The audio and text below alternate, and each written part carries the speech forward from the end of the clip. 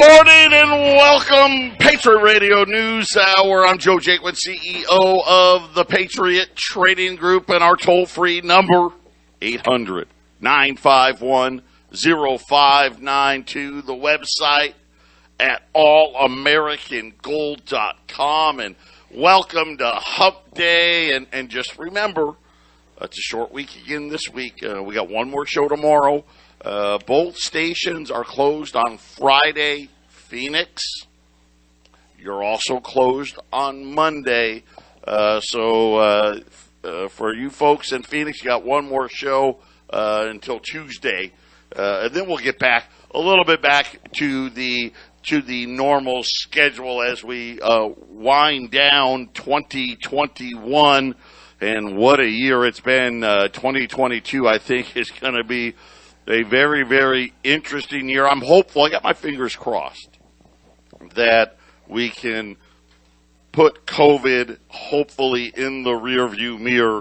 But that may just be nothing more than wishful thinking. You know, I'm trying to be positive. Let's have our fingers crossed. Listen, we're going to break down what to expect in the first 90 days. What to expect in the first 90 days of 2022 when it comes to the gold markets. We're going to break that down for you. We've got another spectacular sale going on. You're not going to want to miss that as well. We had a sell-off in gold and silver, and then we didn't have a sell-off in gold and silver. Right now, gold's down 5 at 1805, but it's way off. It's always was down to 1790. Silver still coming back here a little bit here. So silver's like 2290 now. Was at 2260. We got all kinds of economic data points out. The primary driver, crude oil. I've been telling you this, and it shouldn't be a shock. The inventory number's not good. And remember, this is the time of year we need to be building inventories as we head in to the winter. Inventory fell by 3.6 million barrels. That was very much unexpected, and has got it's got crude oil rallying again now. Crude oil over $77. Right, we're getting right back to that 80 plus, and I'm unfortunately I think we're going to see triple digit oil here in 2022, and I'm just hoping that it's not $200 oil. I'm hoping that, you know, 125, you know, maybe we'll threaten that all-time high, you know, in whatnot, but let's hope for the best. As always, though, I'm joined with my partner, Jason Walker. Jason, good morning. Good morning, Joe. And those big players that were betting on $200 oil, they don't do that lightly. So we should be seeing something close to that at some point in the future, you think? Yeah.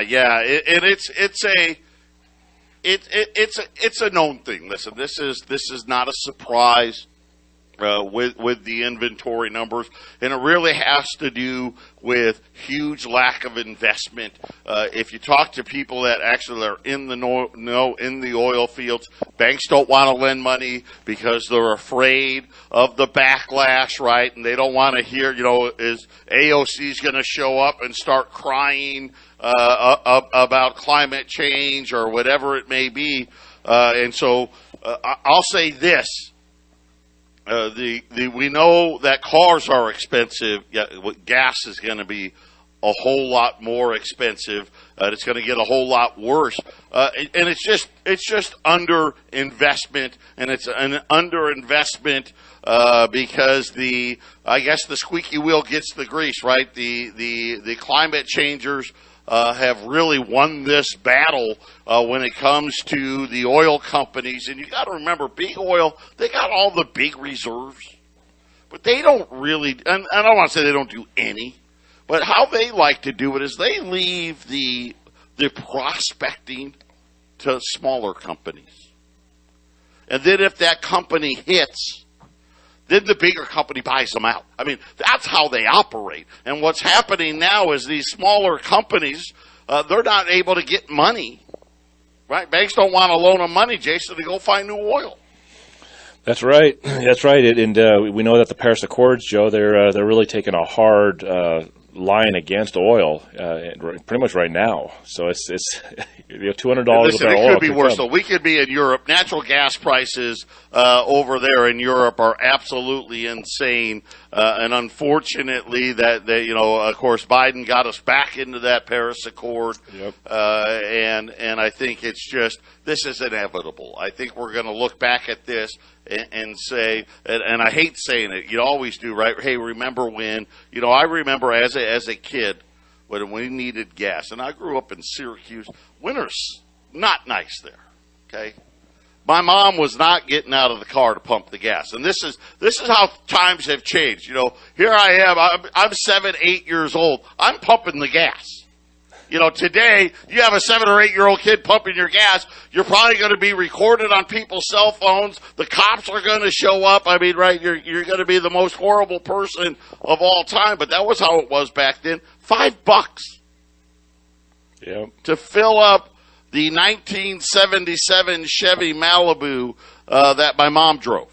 And not to mention $5. Not to mention now, Joe, you go out to get your gas, you have to answer 15 questions before you can put gas in your car. Oh my God, it really is annoying, isn't it? Right? When it's cold, it's very annoying. No, I don't want to use loyalty. No, I don't want a car wash. I don't want your credit card. Just let me pump my gas. Yep, there you go. Hey, when we get back, what to expect from gold in 2022. Don't touch that dial. 800-951-0592. Joe Jaquint, Jason Walker, Patriot Radio News Hour. And, I was just looking through the oil inventory reports. If you actually factor in unleaded gas and distillates, which is that's going to be your diesel, your jet fuel, down 7 million barrels. So it actually was even worse than the headline number. If there's a little bit of good news, Cushing, Oklahoma, which is where we have our largest storage facility, they did add 1 million barrels there. But once again, we are drawing something like 7 million barrels out of the strategic oil reserve. And it's just not working out here. 1 million barrels at Cushing at this time of year is not going to get it done. So just be prepared for that. Just when you're thinking about, okay, what do I want to do? How do I want to plan for 2022? Gold had a big year in 2020. Didn't have a great year. Didn't have a great year at all. I mean, silver even had a worse year in 2021. Is it going to be better? So let's look at it. So I went back, and I went all the way back to 2001. So what is that? 20 years of data, right? And as I was looking through it all, people, when's the best time to buy gold? Well, one of the best times to buy gold, believe it or not, is right now. Right before New Year's, because in the 21 years of data that I've got here, and I only took the first quarter. Okay, so the next 90 days. So we're getting ready. December's getting ready to end here, from January 1st to March 31st. In the last 21 years, only 3 times did oil end up down in the first quarter of the following year. Only 3 times. Last year being one of those times. 2013, and then all the way back to 2001. Those were the only 3 years where gold fell in the first quarter of the year. Every year, of the 3 years after that, when gold did fall, take 2002, the next year, first quarter, gold jumped 13%. In 2013, it jumped 8%. And so we'll see 2022, I've got a feeling, is going to be closer to the 2002 number.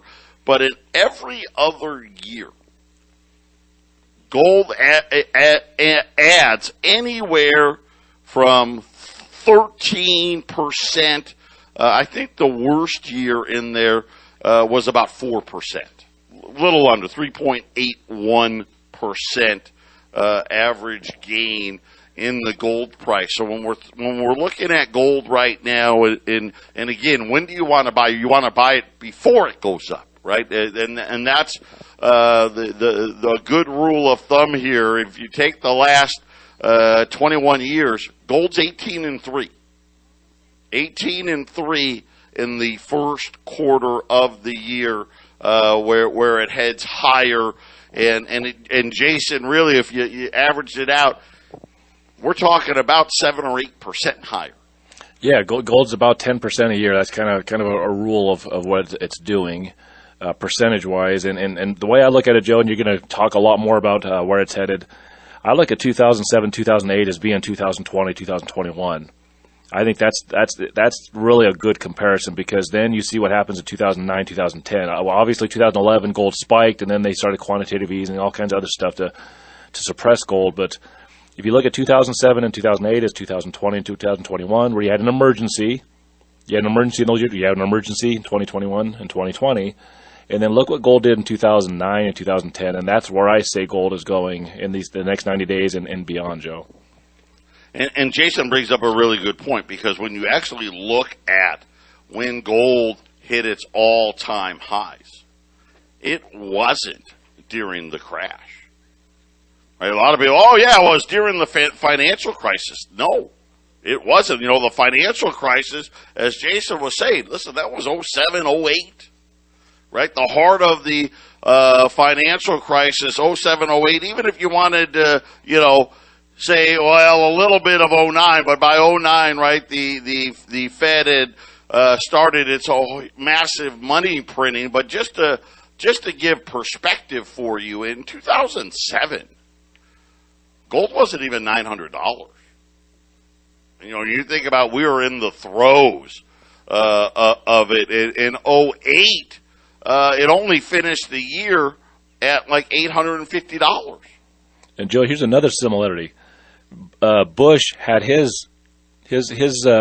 a stimulus that he threw in, and then Obama came in 2009 and he threw in his stimulus, just like Trump had his stimulus and Biden came in and threw his stimulus. It's almost the exact same situation.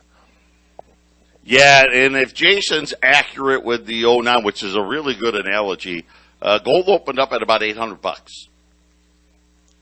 By March, gold was $1,000.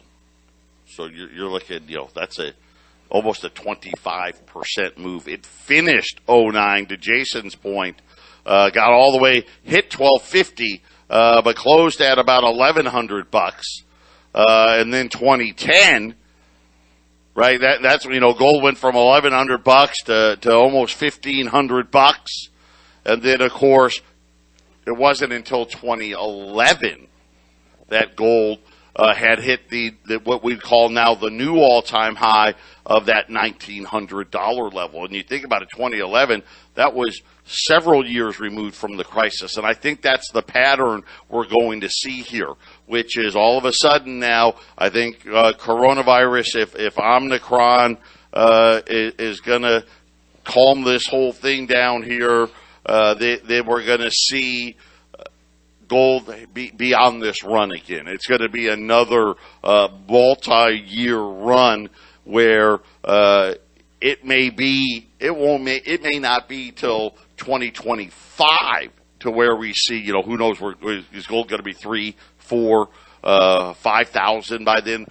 Could very well be. But in the short term here, even without all of the ups and the downs, you think about 01, right? That was obviously 9/11 happened later in that year, and gold really hasn't gone down outside of 2 times since the 01 fall.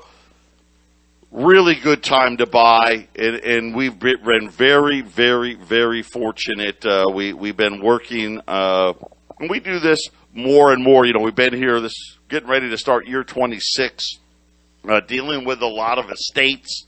A lot of these estates, we're talking hundreds and hundreds of thousands of dollars.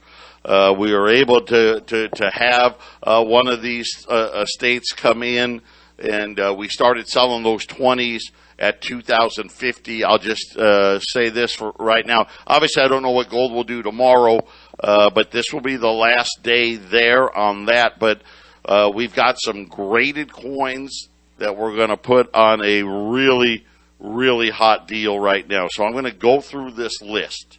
We have MS60, 61s, and 62s. The MS60s, by the way, all of these PCGS and NGC graded. For those of you that don't know graded coins, and we don't sell them that often, it's the same gold. So we're talking about $20 gold pieces, Liberties and Saints. They've got the same gold content in them. The only difference is these coins that got graded, they didn't get into circulation. In other words, the mint minted them. They got put in treasury bags. They may have been sent to one of the district, Federal Reserve district banks, but they sat in a bank vault, or they got put on a ship and headed to Europe, where they sat in a bank vault there. And then what they end up doing is they look at these coins, and the coins that are the least damaged. In other words, they got the least amount of scratches, the least amount of I'll call little dents. Think about it. Back in the late 1800s, early 1900s, a lot of this was going by stagecoach, and the bags are bouncing up and down and all that stuff. And so the grading system's like 0 to 10, 10 being perfect. There are no 10s. Right? I don't even think, Jason, is there even a 69? I don't think there's 68, 69, or 70s. I think I don't think, that's my thought too. There are no Mint State 68s, Mint State 69s, Mint State 70s. So really, when you think about old gold, it's 60 to 67. That's really, so 0 to 7. And if you had a 7, you'd be talking probably millions of dollars. But I've got 11 Mint State 60 St. Gaudens. Now we're selling the ungraded at $2,050, which is a huge discount. These 11 MS60s add $10, $2,060, and that's going up. How many grades is that? Like 6 grades. It's a great value. I've got 9 Mint State 61s. Some of them are Saints, some of them are Libs at $2,070. And then I've got 17 Mint State 62s. And again, some of them Saints, some of them Libs at $2,080. So think about what we're offering today. We've got the ungraded at $2,050. MS60s at $2,060, MS61s at $2,070, and MS62s at $2,080. If you're saying, well, Joe, which one should I buy? I don't really know. We don't sell, you don't sell a lot of this. What coins should I buy? And the answer really is simple. Start at the Mint State 62. Yeah, that's what I was going to say, Joe. Go to 62s. Once they're sold out, if you call in a little later, right, get the 61, the 60, because you're going to get more than what a lot more for them. Let me give you an example here, and I'm just pulling up our site right now. A Mint State 62 on our website right now, $2,273.92, and I'm telling you, you can buy those at $2,080. That's a $200 discount. Mint State 61s, $2,265. Right? They're $2,070, right? That's a $195 discount. Listen, believe me, these are the cheapest prices anywhere. 800-951-0592. We had gold touch 1820, sold off, got all the way down to 1790. Now it's run back up here. Now it's back at 1805. And we're getting ready to head into one of the best 90-day periods as far as gold appreciation goes in the last 21 years. 18 out of the last 21 years, gold has risen. Every time that gold didn't rise, the following year was always a very good year. And remember, last year, gold fell in the first 90 days. So if this pattern holds true, not only should we have an increase in the gold price, we should have one of the higher increases in gold prices. 800-951-0592, Patriot Radio News Hour. We'll be back after the break. Yes, ma'am. 800-951-0592, Patriot Radio News Hour. It is the slabbed gold sale of the century. I've been doing this, like I said, for almost 20 years. Patriots getting ready to start year 26.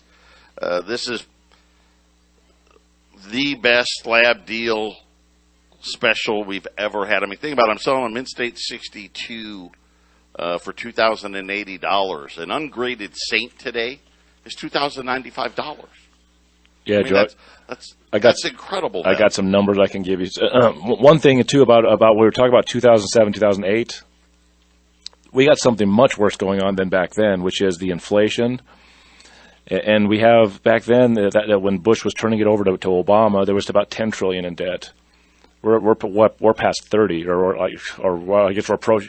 I don't even know where it's at. I haven't looked at it recently, but those are factors that they didn't have in 2008, 2009, and plus. When they did quantitative easing, a lot of that money went straight to the banks.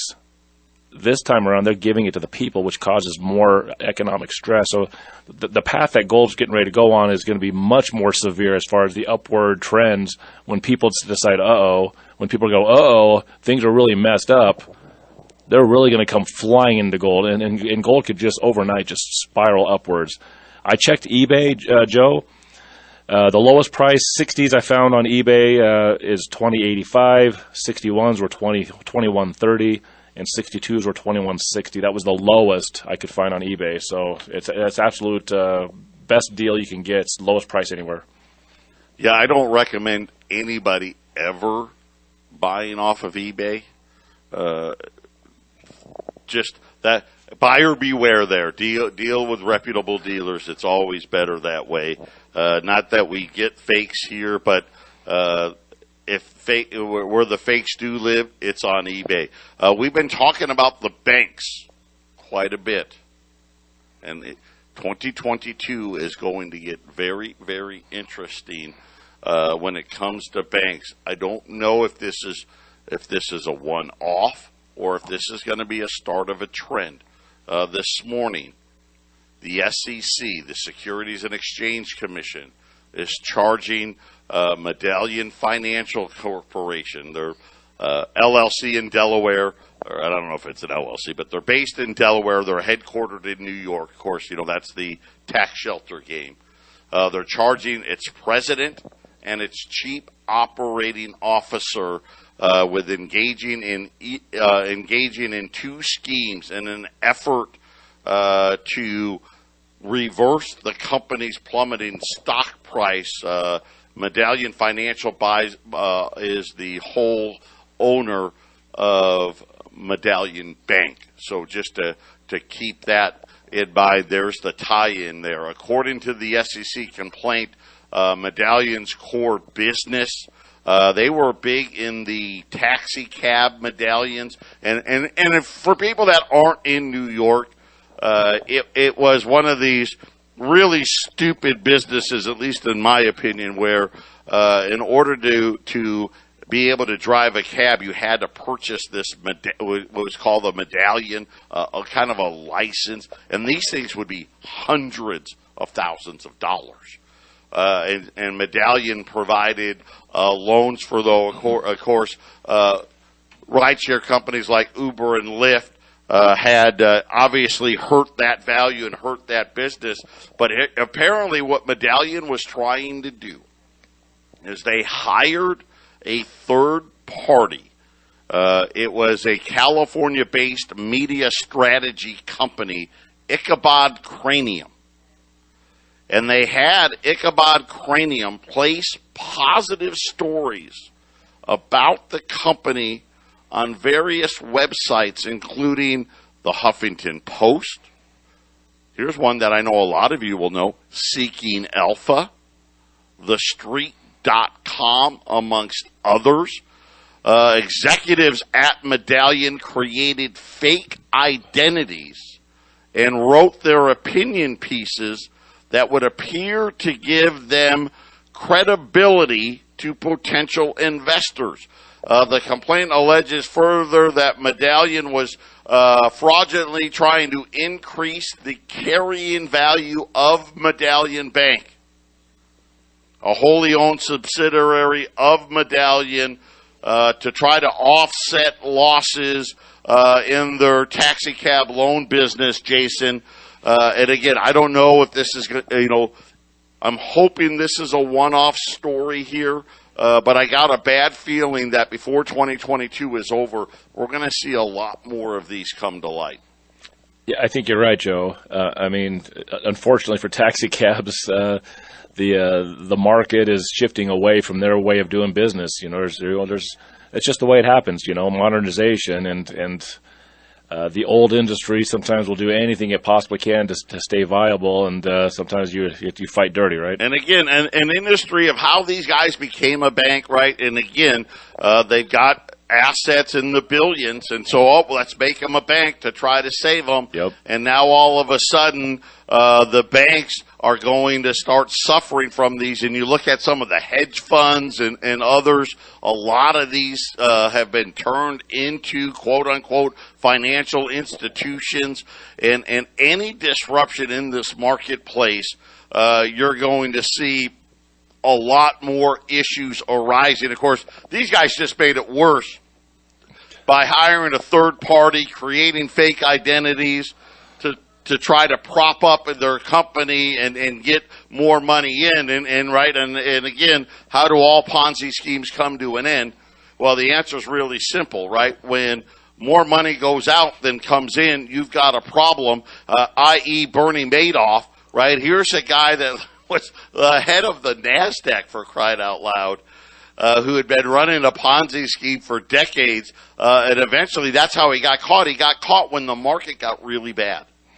And all of a sudden, when the market gets bad, everybody wants out, everybody wants their money, everybody wants to go to the sidelines, and then all of these things get exposed. I will tell you, I want to remind you, part of Dodd-Frank, at any moment, the SEC, the Federal Reserve, can step in and tell you you can't sell. Right? Another reason why you want to make sure you got your money with the right people, because we always said, listen, don't have all your money in gold. Having some money in Wall Street is never a terrible idea. I mean, look at it. The Dow went from 6,000 to 36,000. But when things get bad, you got to have it in the right place, because now they can tell you you can't sell. And that just is really one of the shames that most people don't realize about that Dodd-Frank regulation, Jason, that, hey, you know what? If you're going to unravel our Ponzi scheme, we're going to block you from selling, so you've got to absorb the losses like everybody else. It's a cruel world out there. Patriot Radio News Hour. We'll be back after the break. 800-951-0592, Patriot Radio News Hour. Joe Jaquint, Jason Walker. We're almost through the MS-62, so hurry up and grab those. Mint State 62, Liberties and Saints at 2,080. That's the best deal Then followed up, go to the 61s. We've only got 9 of those at 2,070. And then we've got the MS-60 Saints at 2,060. And Jason and I both agree, which is rare. We don't agree that often. The 62s are the best buy, then the 61s, then the 60s. 800-951-0592. U.S. pending home sales fell in November. And I don't know, it's too early to say it's a trend. We'll have to wait for the December number. Pending home sales are now flat year over year. Everyone's anticipating, obviously, rate hikes coming. Is the buying going to come crashing down? Here's an interesting chart by Bloomberg. They have the home buyer confidence and the home builder confidence. And if you laid the two on top of each other, and this is a chart, this chart goes back to like 1980. So this is a really long-term chart. Home buyer confidence and home builder confidence is almost identical through all of the 80s, all of the 90s, even all the way up up through 2004. Then the housing crash, right? They both dropped. There was a brief gap, and I'll call it 08, 09, probably 09 to about 2012, where the home builders were a little more confident than the home buyers. And we're talking about 20 points or so. And then you go to the chart today. Home buyer confidence is at 180. Home builder confidence at 78. So there's this huge chasm, and we don't know. The thing about housing, and we learned during the housing crash, and now that all the banks, right, there's no more regional banks. Listen, housing's not regional anymore. It really is a nationwide event. It's turning global, Joe. If they lose confidence, Jason, it could be real quick. Yeah, it's turning global. I'm telling you, Evergrande. You're right. That's a great point, really. That housing crash of that $62 trillion housing market in China is crashing, and the government is secretly stabilizing that and buying up that housing market, like they said they wouldn't. And that's 29% of their economy. Whereas in the housing crash that messed up the whole world in 2008, we had about $25 trillion in our housing market, and it was only 8 to 10% of our economy. So you just imagine what's getting ready to happen as they try to put a Band-Aid on a huge bleeding gunshot wound. You're going to see this. And Joe, I love those numbers you put out there, because in my neighborhood where I bought a house in 2020, they were kind of just building houses like they normally do. They put up houses pretty fast, but they were at that normal pace. And then right before this inflation really hit hard this year in February, they started building houses like in a panic mode. And I told you, I don't know why they went this fast. Why are they, in a time of inflation, why are they just panically building and out of control right now? I think it's that number you just said. They're just not confident. And it's like, we better get as much of this done as we can. Yeah, and it's kind of interesting.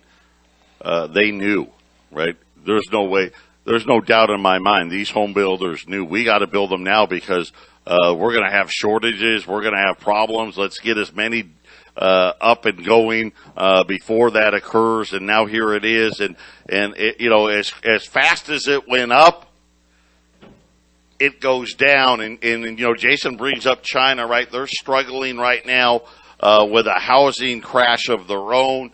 Now, obviously, here, interest rates are the only things that are making houses affordable. And not that they're affordable, but if all of a sudden a mortgage, you can't get a mortgage for 3%, you can't get a mortgage for 4%, you can't get a mortgage for 5%. All of a sudden, the housing market, I think, will stop, and it'll stop really quickly. And then all of a sudden, when the buyers lose confidence, it seemingly, at least the last time around, nobody wanted to buy a house no matter what the price, Jason.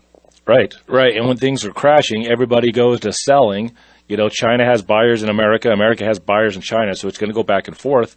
And how is the first-time home buyer going to be able to get a $400,000 or $500,000 house at 5 or 6% interest? Those payments are going to spiral out of control. It's like, well, I guess maybe we do better. This is what the average person. Well, we'll just rent for a couple more years until we have a better deal, and it may never come, Joe. It may never come. It may never come. You're absolutely right about that. 800-951-0592. Quick look here. The Dow, which was racing earlier today, coming back in. The Nasdaq's down again. The S&P's up a point. The Dow is up 50 points as the bond market yields are starting to surge. And again, they're at 1.5. But this is kind of this is how I view Wall Street. I think Wall Street's got about 90 days. And then we'll find out. If it's true come the end of March that the Fed is done with taper and interest rate hikes are coming, and the market actually believes the Fed's going to do it, that may be the top for this rally. But that's yet to be seen. We'll have to see what happens. But housing will give us our first look at that. If we start to see a slowdown in the buying and pending home sales, at least for November, lower, could just throw another iron into the fire for 2022. Patriot Radio News Hour, final segment coming up. 800-951-0592 on the 62s. There are no more libs left. There's a few 62 Saints left at 2,080. The MS61s, there's pretty much just Saints left there, and there's only a few of those left at 2,070. And then we've got 10 Mint State 60 Saints at 2,060. And all of those, they're just fantastic opportunities here. 800-951-0592, and just let everyone know those are all PCGS and NGC. And Jason, you have them at your facility there, mostly PCGS. Yeah, if you're Colorado and you order these, as soon as I get the invoices, I'll be calling you in. Essentially, you can almost pick them up today. Really, I can call you, get you in tomorrow. Other than that, Fridays I'm pretty busy, and plus we're shutting down. But Monday, but yeah, you can have those coins in your hands essentially today and tomorrow, as long as I get the invoices. So yeah, it's like we could turn it around quick. Yeah, and all you Phoenix folks, Jason will get them to us. We'll have those in here at the Phoenix office, probably the middle part of next week. So 800-951-0592. The best slab gold deal I ever remember running ever. There was a couple of times that we've sold some slabs at the same price, right? So think about an ungraded Saint right now, $2,095. And I'm telling you, I've got Mint State 62, 61, and 60, all for less. That's a huge opportunity. 800-951-0592. I just wish I had more of them, Jason. Yeah, we got what we got, right? And so take advantage of this today, because I didn't get a chance to say it earlier, but there is an extra value to having graded, which is you may be in a position in the future where you're not in Colorado, Arizona, and you're in whatever part of the country or in another country, and you have to sell this stuff, and you can't. Let's just say you end up selling to somebody else. You can't get it to us. Having it graded shows that this is a valid third-party checked coin. They say, hey, this is a 1 ounce gold coin. You can't have the potential buyer of your coin say, oh, this is a fake. I need to cut it in half, and I don't trust you. Hey, if you say believe me, let me tell you right now, that happens. It's a great point by Jason. That happens a lot. There's tons and tons of great dealers out there, great coin stores out there. There are. The problem is there's tons and tons of them that aren't. And Jason's telling stories. We've had our customers tell us these stories. saying, we got to cut your coins in half and all, and it's all nonsense. But having graded coins prevents that from occurring. Yeah, there's just extra bonuses, and for $10, $20, or $30 over a raw coin, it's not even something to even think about. You just get them this way, just no thinking involved. That's how easy it is. 800-951-0592. We do try to take the thinking out of it for you. We make it as simple as possible. At least we try to each and every day. Tomorrow, I will tell you that we will do some silver items and also the other metals, some platinum as well on tomorrow's show. And then, of course, we'll be closed for the New Year's on Friday. Both radio stations will be closed on Friday. Remember, Phoenix, KXXT is also closed on Monday as well. God bless everybody.